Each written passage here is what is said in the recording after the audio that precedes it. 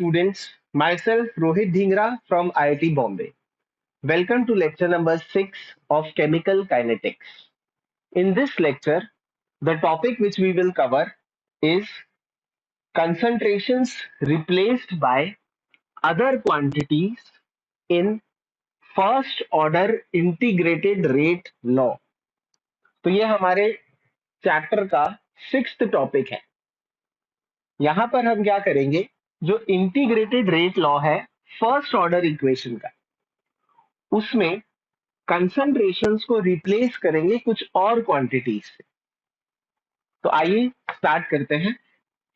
It is evident from the equation ln a not upon at is equal to kt, जो कि first order reactions का integrated rate law है. So it is evident from this equation that to determine the rate constant for a first order reaction, rate constant यानी अगर हमें k की value निकालनी है for a first order reaction, it is necessary to determine the ratio of the concentrations at two different times. यानी दो अलग अलग समय पर हमें कंसंट्रेशंस मालूम होने चाहिए. याद रखिए, दो अलग अलग टाइम पर. तो अगर हमें एक टाइम पर इनिशियल कंसंट्रेशन पता है ए नॉट और टी टाइम बाद कंसंट्रेशन पता है ए टी, तो हम इस इक्वेशन की मदद से हम के की वैल्यू ऑब्टेन कर सकते हैं. पर अब इसमें प्रॉब्लम ये होती है कि प्रैक्टिकली अगर कोई रिएक्शन रन हो रहा है तो while it is running, it is not easy to measure the concentrations. आप खुद इमेजिन कीजिए, अगर कोई रिएक्शन चल रहा है तो रिएक्शन के चलने के दौरान ये इतना इजी नहीं होगा कि हम उसका जो रिएक्टेंट्स है उनका कंसंट्रेशंस मेजर करते जाएं. तो इसके लिए जरूरी होता है कि कुछ ऐसी क्वांटिटीज जो कंसंट्रेशन से प्रोपोर्शनल है और जो इजीली मेजरेबल है, ऐसी क्वांटिटीज से हम कंसंट्रेशंस को रिप्लेस कर देते हैं.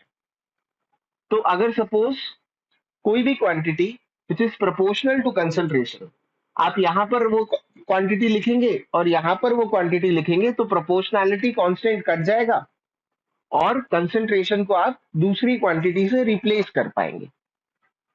तो यही यही वो कह रहा है कि concentration terms can be replaced by other easily measurable quantities. Main चीज है कि ऐसी क्वांटिटीज जो इजी टू मेजर है, उन क्वांटिटीज से हम कंसंट्रेशन को रिप्लेस कर देते हैं. तो अब इस पे हम अलग अलग केसेस देखेंगे, ढेर सारे केसेस देखेंगे ऐसी क्वांटिटीज के जो कंसंट्रेशंस को रिप्लेस कर सकते हैं. So let us begin. आइए अब हम देखते हैं first case. Let there be a first order reaction of the type A goes to B plus C. Let us assume that all three species are gases. We are required to calculate the value of rate constant K based on the following data. तो हमें दिया है जब time 0 है तो partial pressure of A P naught है. जब time T हो गया तो partial pressure of A PT हो गया, और इनफाइनाइट टाइम के बाद partial pressure of A given नहीं है सपोज. तो इस डेटा के बेसिस पर आपको के की वैल्यू निकालनी है.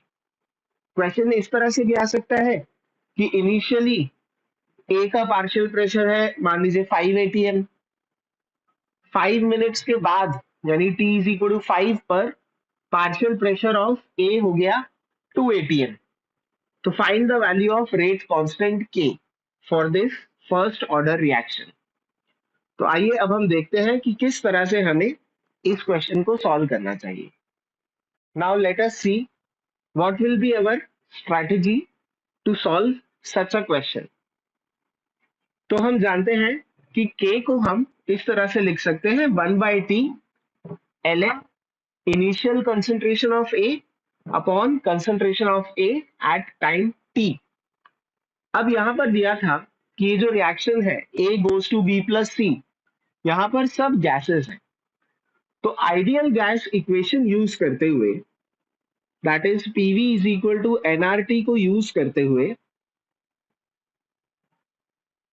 मैं ये लिख सकता हूं कि number of moles upon volume ये किसके बराबर होगा? प्रेशर अपॉन आरटी के। और number of moles upon volume ये तो कंसंट्रेशन होता है। तो गैसेस का कंसंट्रेशन आप पी बाय आर टी से भी रिप्लेस कर सकते हैं। तो यही हमारी स्ट्रैटेजी रहेगी कि कंसंट्रेशन को हम पी बाय आर टी से लिखेंगे। Concentration of A at time zero यानी n upon V at time zero, ये किसके बराबर होगा?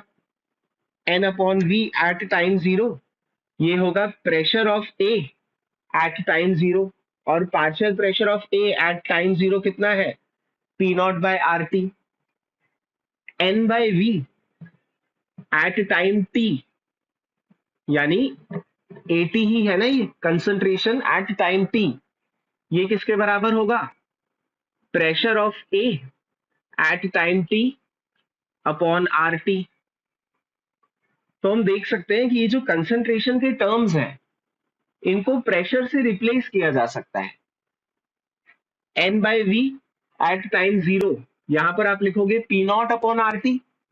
And n by V at time T, यहां पर आप लिखोगे PT by R T cut हो जाएगा। तो A not by A T की जगह हम सिंपली क्या लिख सकते हैं? P not by P T. तो अगर हमें पी नॉट और पी टी गिवन है क्वेश्चन में, तो हमारा के क्या आ जाएगा? Simply k is equal to 1/t ln P naught by PT, and that will be our answer. अगर टाइम हमें गिवन है, initial pressure of A given है और pressure of A at time T given है, तो हम उससे rate constant की वैल्यू निकाल सकते हैं। Let us look at our second case. Suppose there is a first order reaction A going to B plus C. Let us assume that all three are gases. We are required to calculate the value of rate constant K based on the following data. अब जो data दिया है वो different है। यहां पर हमें दिया है जब टाइम जीरो था तो टोटल प्रेशर यानी pressure of A plus pressure of B plus pressure of C, zero time पर वो दिया हुआ है पी नॉट के बराबर। जीरो टाइम मतलब रिएक्शन जब स्टार्ट हुआ है इनिशियली। टी टाइम पर टोटल प्रेशर आपको दिया हुआ है पीटी, और इनफाइनाइट टाइम पर टोटल प्रेशर नहीं दिया। तो we have to calculate the expression of rate constant. मतलब फिर से क्वेश्चन कैसा आएगा कि जैसे जीरो टाइम पर टोटल प्रेशर है 5 एटीएम, 10 मिनट बाद टोटल प्रेशर हो गया 3 एटीएम, तो फाइंड द वैल्यू ऑफ के। तो आइए देखते हैं इस तरह के क्वेश्चन को हमें किस तरह से सॉल्व करना होगा। देखिए our strategy to solve this question. यहां पर हमें टोटल प्रेशर दिया हुआ है। टोटल प्रेशर मतलब pressure of A plus pressure of B plus pressure of C. अब जब टाइम जीरो था, एट टाइम जीरो इनिशियली, तो जो भी टोटल प्रेशर था वो तो सिर्फ रिएक्टेंट का ही प्रेशर था, क्योंकि टाइम जीरो पे ये तो बने नहीं है। तो इनिशियली जो टोटल प्रेशर है वो किसका प्रेशर होगा? ए का प्रेशर। और इनके प्रेशर्स क्या होंगे? 0 0। अब टाइम टी पर, एट टाइम टी, मान लेते हैं ए का pressure due to the reaction, A का प्रेशर एक्स से डिक्रीज हो गया। तो इसका प्रेशर अब हम क्या लिखेंगे? At time T P naught minus X. अगर इसका एक्स प्रेशर डिक्रीज हुआ है तो इनका भी एक्स प्रेशर इंक्रीज हो जाएगा। तो total pressure at time T किसके बराबर होगा? Pressure of A plus pressure of B plus pressure of C, यानी total pressure at time T at time t will be equal to p naught minus x plus x plus x, और हमें total pressure at time t given होगा जो कि pt के बराबर है। यानी यहां से pt कितना आ गया? p naught plus x। तो यहां से x कितना आ गया? x आ गया pt माइनस p नॉट के बराबर। अब हमें निकालना क्या है? हमें k की वैल्यू निकालनी है। तो k को हम कैसे लिख रहे हैं? k will be equal to 1 by t ln a naught upon at, concentration of a at time 0 upon concentration of a at time t। और इसको आप किससे रिप्लेस कर सकते हैं? Pressure of a at time 0 upon pressure of a at time t, ना कि total pressure. Pressure of a होना चाहिए, partial pressure of a at time t। तो a का पार्शियल प्रेशर टाइम t पर कितना है? पी नॉट माइनस एक्स के बराबर। तो पी नॉट माइनस एक्स कितना आ जाएगा? पी नॉट माइनस एक्स ये हो जाएगा P naught minus PT minus P naught. तो ये माइनस का प्लस हो गया, मतलब ये कितना आ जाएगा? 2 P naught minus PT. So this is the total, this is the partial pressure of A at time t, और partial pressure of A at time 0 कितना था? P नॉट के बराबर। यानी हम यहां पर K को किससे रिप्लेस कर देंगे? सॉरी, A नॉट और AT को किससे रिप्लेस कर देंगे? P not upon P not minus x से। तो K क्या हो जाएगा? 1 by T ln P not upon P not minus x. अब x नहीं पता था हमें, पर x हमने निकाल लिया। x किसके बराबर है? pt माइनस पी नॉट के, और p नॉट माइनस एक्स किसके बराबर हो गया? 2 पी नॉट माइनस pt के। यानी हमारा k कितना आ जाएगा? k आ जाएगा 1 by T ln P not upon 2 P naught minus pt के बराबर।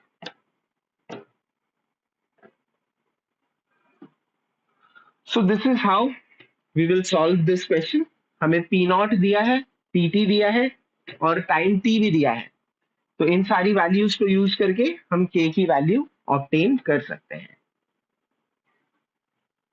ये अब हम देखते हैं हमारा थर्ड केस। फिर से गैसियस रिएक्शन है, all the three species are gases. पर अब हमें डेटा क्या दिया हुआ है? जब टाइम 0 है तब टोटल प्रेशर गिवन नहीं है। टी टाइम पर टोटल प्रेशर गिवन है पीटी, और इनफाइनाइट टाइम पर टोटल प्रेशर गिवन है पी इंफिनिटी। अब ये इनफाइनाइट टाइम से मतलब क्या होता है? देखिए, कोई भी फर्स्ट ऑर्डर रिएक्शन खत्म होता है इनफाइनाइट टाइम में थ्योरेटिकली, बट प्रैक्टिकली देखा जाए तो 99.999% अगर वो कंप्लीट हो गया, मतलब हम कह सकते हैं कि रिएक्शन इज ओवर। तो ये तो फिर भी फाइनाइट टाइम में इतना कन्वर्ट हो ही जाता है, तो उसको हम मान लेंगे कि रिएक्शन कंप्लीट हो गया। तो infinite time is the time when the reaction is complete.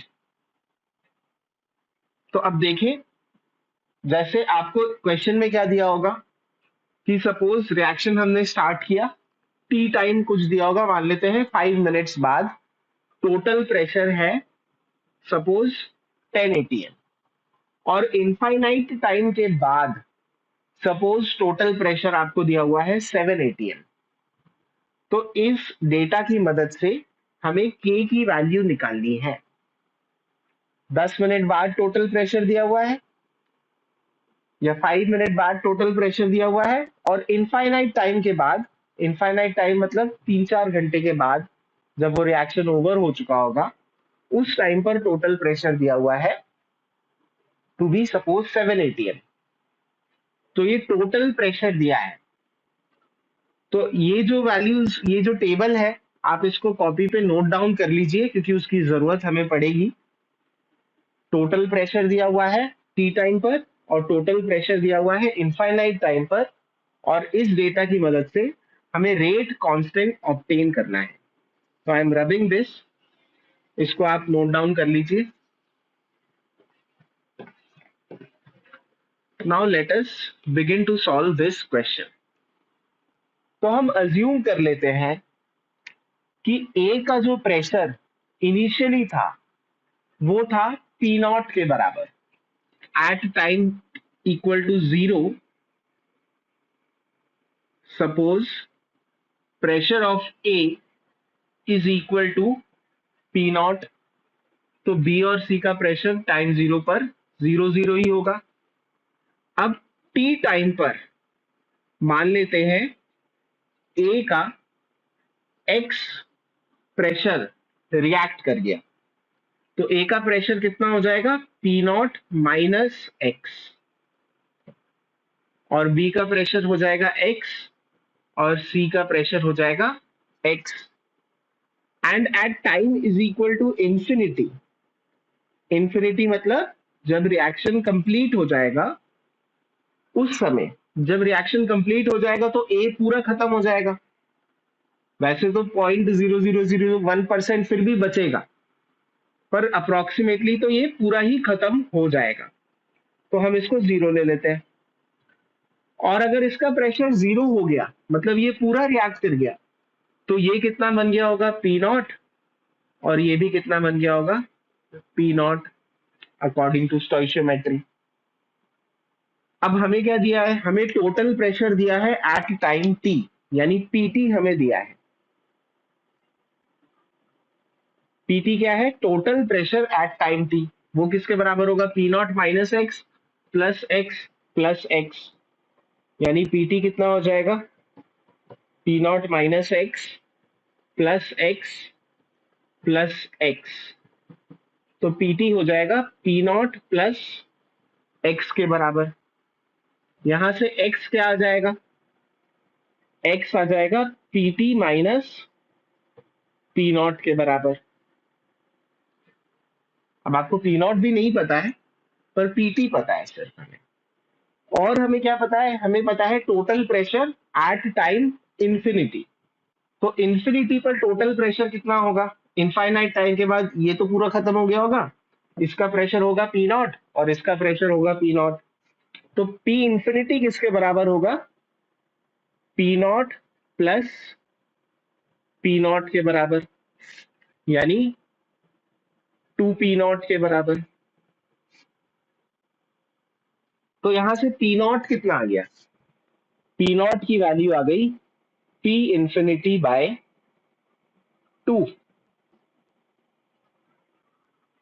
तो हमें पी नॉट नहीं पता था पहले, पर अब हमें पी नॉट की वैल्यू पता चल गई है, क्योंकि पी इंफिनिटी की वैल्यू तो हमें पता ही है।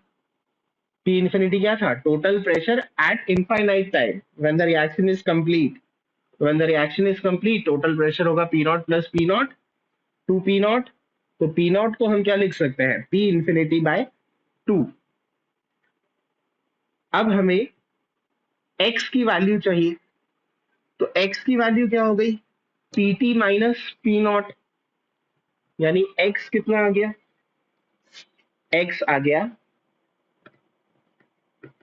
P T minus P not, और पी नॉट को मैं लिखूंगा पी इंफिनिटी बाय 2, यानी एक्स आ गया P T minus P infinity by 2 के बराबर। हम ब्रैकेट लगा देते हैं।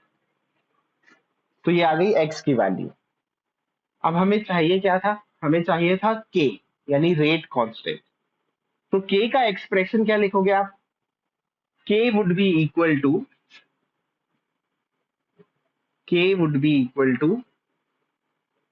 1 by t ln a naught by at, concentration of a at time 0 upon concentration of a at time t। अब concentration of A at time 0 उसको मैं replace कर सकता हूं पी नॉट से, और concentration of A at time T उसको मैं रिप्लेस कर सकता हूं पी नॉट माइनस एक्स से। तो यानी के कितना हो जाएगा? 1/t ln P not upon P naught minus x. पर मुझे पी नॉट और पी एक्स दोनों ही नहीं पता था। मुझे क्या पता था? पीटी और पी इंफिनिटी। पर पीटी और पी इंफिनिटी के टर्म्स में मैंने पी नॉट भी निकाल लिया और मैंने एक्स भी निकाल लिया। अच्छा, मुझे वैसे यहाँ पे एक्स नहीं, मुझे पी नॉट माइनस एक्स की जरूरत है। तो पी नॉट माइनस एक्स कितना हो जाएगा? Sorry, P naught minus x कितना हो जाएगा? पी नॉट की जगह मैं लिखूंगा पी इंफिनिटी बाई 2, और एक्स की जगह मैं लिखूंगा PT minus P infinity by 2।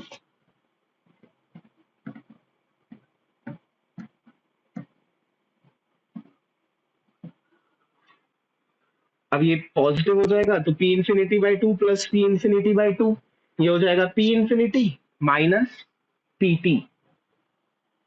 तो ये आ गया पी इंफिनिटी माइनस पीटी। ये आ गई value P naught minus x की। यानी पी नॉट माइनस एक्स की जगह मुझे लिखना है पी इंफिनिटी माइनस पीटी, और पी नॉट की जगह मुझे लिखना है पी इंफिनिटी बाय 2। तो finally k is equal to 1/t ln P naught की जगह हम लिख देंगे पी इंफिनिटी बाय 2, और पी नॉट माइनस एक्स की जगह हम लिख देंगे पी इंफिनिटी माइनस पीटी। ये हो गया 2 times P infinity minus PT. एक बार फिर मैं ये फाइनल एक्सप्रेशन यहां लिख देता हूं।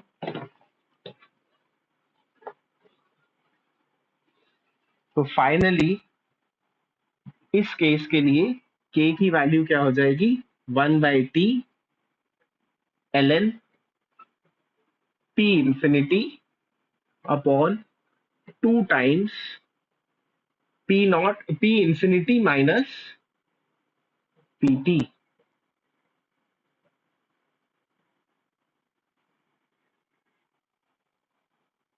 So this is how we have to do such questions. अच्छा, एक बात ध्यान रखिए, जो p इंफिनिटी होगा वो pt से बड़ा होगा। ऐसा क्यों? क्योंकि इनिशियली आप स्टार्ट कर रहे हैं सिर्फ a से, और बाद में आपको मिल रहा है b प्लस सी, यानी हर एक मोल से 2 मोल मिल रहे हैं। तो इनिशियल प्रेशर अगर 1 atm होगा तो after the reaction is over pressure would be 2 atm, यानी इस केस में प्रेशर बढ़ेगा। तो क्वेश्चन में आपको ऐसा दिया होगा कि टी टाइम पर टोटल प्रेशर था सपोज 8। आइए अब हम देखते हैं फोर्थ केस। फिर से गैसियस रिएक्शन है, A goes to B plus C. अब जो हमें डेटा दिया हुआ है वहां पर total pressure of B plus C दिया हुआ है, यानी सिर्फ इन दोनों का टोटल प्रेशर दिया हुआ है। पूरे सिस्टम का प्रेशर नहीं गिवन है, A प्लस B प्लस सी नहीं गिवन है।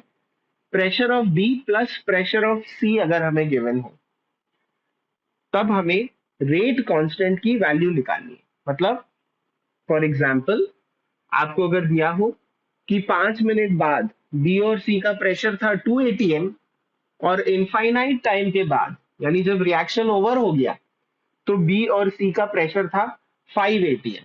बढ़ेगी ये वैल्यू क्योंकि ये बढ़ रहे हैं बी और सी जैसे जैसे रिएक्शन आगे जा रहा है। तो हमें पीटी दिया हुआ है और पी इंफिनिटी दिया हुआ है, यानी total pressure of B plus C at time T and total pressure of B plus C at infinite time when the reaction is complete. और हमें the value of rate constant निकालनी है। तो इस डेटा को एक बार आप अपनी कॉपी में नोट कर लीजिए, क्योंकि मैं इसको रब करने जा रहा हूँ और आपको इसकी जरूरत पड़ेगी ड्यूरिंग द सोल्यूशन। इनफैक्ट आपको ये खुद से अटेम्प्ट करना चाहिए, ये वाला क्वेश्चन। वीडियो को पॉज करिए, खुद से एक्सप्रेशन ऑब्टेन करिए और उसके बाद ही आप आगे देखिएगा। ओके, होपफुली आपने ये अटेम्प्ट कर लिया होगा। एक बार फिर याद कर लेते हैं, हमें क्या दिया हुआ है, total pressure of B and C at time T and total pressure of B and C at infinite time after the reaction is over. तो हम अज्यूम करें इनिशियली ए का प्रेशर था P naught. Let us assume at time is equal to 0, the pressure of A was P naught और initially B और C का pressure कितना होगा, 0। एट टाइम T मान लेते हैं X अमाउंट या X प्रेशर A का रिएक्ट कर गया, तो A का प्रेशर कितना हो जाएगा, P not minus X। B का प्रेशर कितना हो जाएगा, X, और C का प्रेशर भी हो जाएगा X। एट टाइम इनफाइनाइट जब रिएक्शन ओवर हो चुका होगा, उस समय ए पूरा रिएक्ट कर गया होगा, मतलब ए कितना बचा होगा, 0। बी का प्रेशर कितना हो गया होगा, पी नॉट, और सी का प्रेशर भी कितना हो गया होगा, पी नॉट। अब हमें total pressure of B and C given है टाइम टी पर, जो कि है पीटी के बराबर। तो पीटी को मैं किसके बराबर लिख सकता हूं, total pressure of B and C at time T, वो होगा x प्लस x, यानी 2x के बराबर। तो उधर से x कितना आ गया, pt बाय 2। और हमें दिया हुआ है total pressure of B and C eight infinite time. तो इनफाइनाइट टाइम पे B का प्रेशर भी P नॉट है और C का प्रेशर भी P नॉट है, यानी total pressure P infinity will be equal to P naught plus P naught. Total pressure of B and C at infinite time will be equal to P naught plus P naught, and this is equal to 2 P naught। तो यहां से P naught क्या आ जाएगा, P naught आ जाएगा P infinity by 2 के बराबर। तो हमें X नहीं पता था, P naught भी नहीं पता था, पर दोनों वैल्यूज हमने नोन क्वांटिटीज के टर्म्स में निकाल ली है। अब हमें K निकालना है। K किसके बराबर होगा, 1 by T ln A not by A T, और ए नॉट बाई ए टी को हम क्या लिख सकते हैं, P not upon P naught minus x. कहने का मतलब के किसके बराबर है, 1 by T ln A not by A T, और ए नॉट बाई ए टी को मैं किससे रिप्लेस करूंगा, P not upon P naught minus x से। अब हमें एक्स भी नहीं पता था, पी नॉट भी नहीं पता था, पर हमने जो गिवन इंफॉर्मेशन है उसकी मदद से एक्स भी निकाल लिया और पी नॉट भी निकाल लिया। तो हमारा के कितना हो जाएगा, 1 by T ln P naught की जगह मैं लिखूंगा पी इंफिनिटी बाई 2,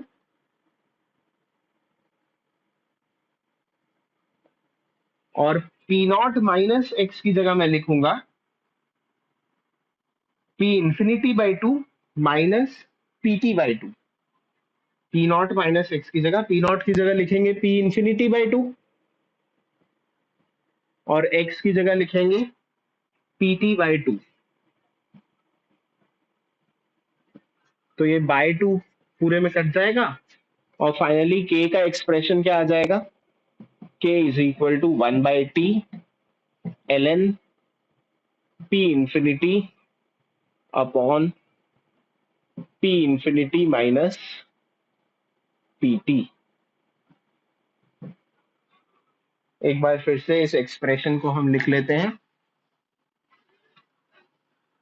जो गिवन इंफॉर्मेशन है उसके आधार पर ही हमने के लिखा है। के कितना आ जाएगा, 1/t ln p infinity upon p infinity minus pt। और p इंफिनिटी बड़ा होगा pt से, तो ये टर्म भी क्या आएगा, पॉजिटिव, क्योंकि इनफाइनाइट टाइम पे जो बी और सी का प्रेशर होगा वो और ज्यादा होगा जो बी और सी का प्रेशर था किसी इंटरमीडिएट टाइम टी पर। तो this is how we have to solve such questions. आपको ये याद रखने की कोई जरूरत नहीं है, लॉजिकली डिराइव करना है अगर इस प्रकार के क्वेश्चन आते हैं। जो भी इंफॉर्मेशन हमें दी है और जो इंफॉर्मेशन हमें चाहिए उनके बीच में सिंपल रिलेशंस निकालते हुए हमने के की वैल्यू ऑब्टेन कर ली। Students, now here is a question for you.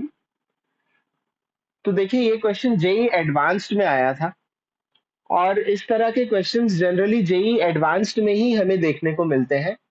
NEET या फिर जेई मेंस में इस लेवल के क्वेश्चंस नहीं पूछे जाते हैं, बट फिर भी इसका सोल्यूशन आपने देखना चाहिए क्योंकि उससे आपको कुछ सीखने को मिलेगा।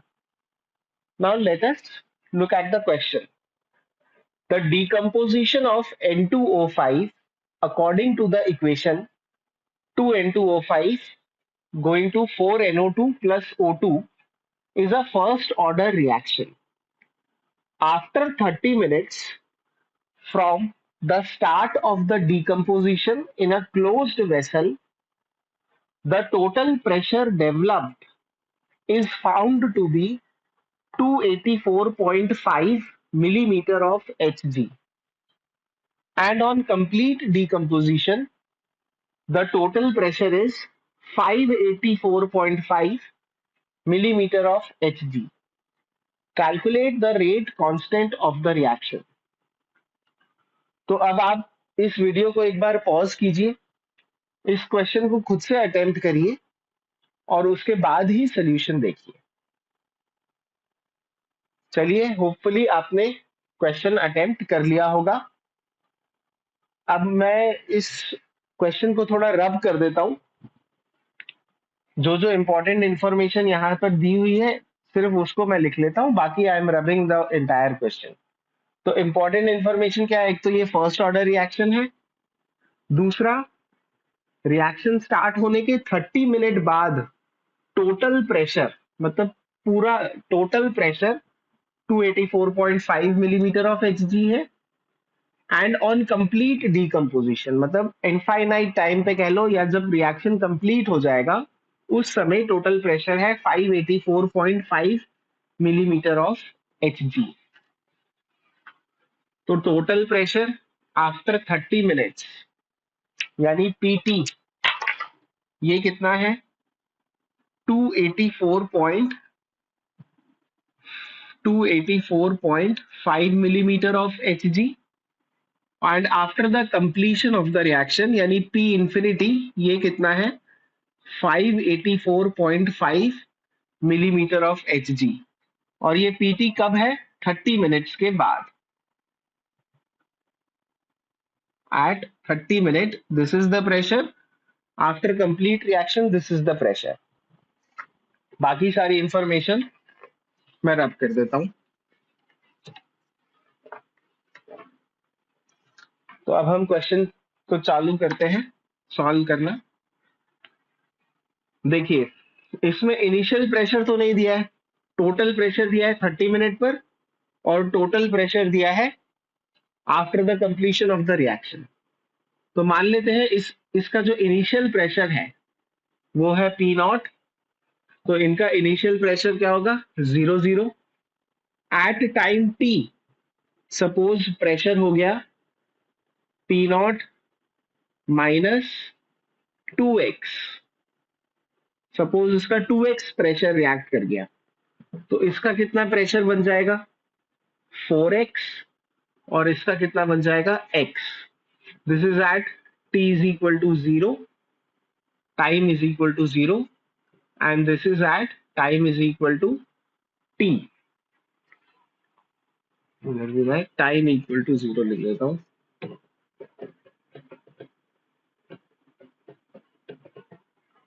इनफाइनाइट टाइम के बाद ये पूरा रिएक्ट कर चुका होगा, मतलब इसका प्रेशर हो गया होगा 0.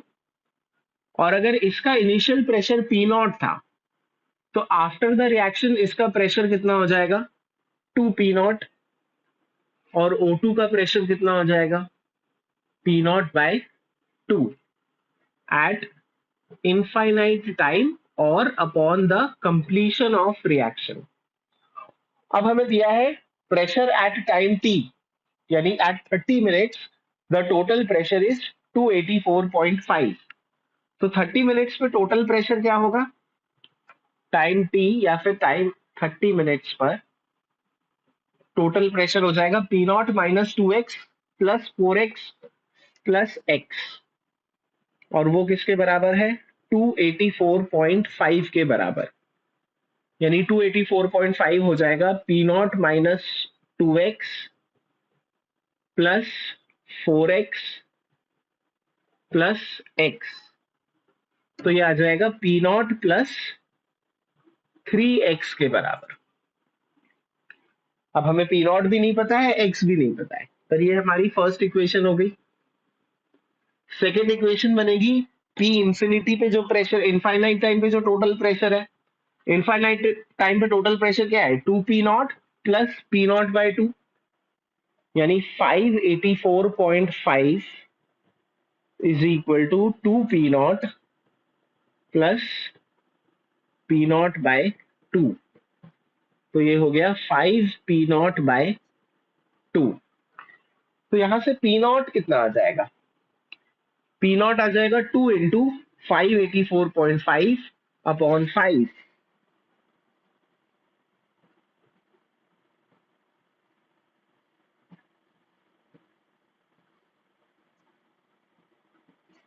तो अगर हम पी नॉट के लिए सॉल्व करें, देखिए मैं तो कैलकुलेटर यूज कर सकता हूं, पर आपको नहीं करना चाहिए. डिवाइडेड बाय 5, ये आ जाएगा 233.8 मिलीमीटर ऑफ Hg. तो हमें पता चल गया इनिशियल प्रेशर कितना था इतना. अब टाइम t पर N2O5 का प्रेशर कितना होगा P नॉट माइनस 2x, यानी हमें x की भी जरूरत है. तो x कैसे निकालेंगे हम इक्वेशन 1 का यूज करेंगे. Using equation 1, 284.5 is equal to P naught plus 3x, और पी नॉट कितना है 233.8, यानी 284.5 is equal to 233.8 plus 3x. तो अगर इस इक्वेशन को हम सॉल्व करेंगे तो x कितना आ जाएगा 284.5 डिवाइडेड बाय 3, x आ जाएगा 16.9. तो हमारा x भी आ गया और p नॉट भी आ गया. अब k का एक्सप्रेशन क्या होगा, k निकालना था रेट कांस्टेंट. तो k क्या होगा 1 by T ln P not upon P naught minus 2x. तो आइए अब k का एक्सप्रेशन लिख देते हैं. k क्या होगा 1 by T ln P not upon P naught minus 2x, और टाइम कितना होगा 30 मिनट्स.